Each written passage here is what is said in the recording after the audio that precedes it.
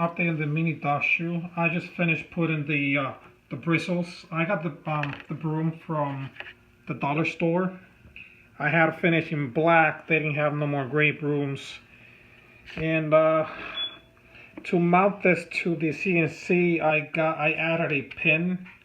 One of these pins here. As you can see it right there. And I put a screw through. So when I mount it on the CNC, it bolts really nice and easy. Let me show how that goes.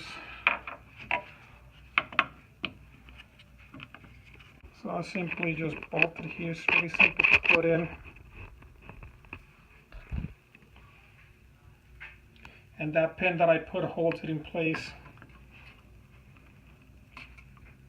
Yep.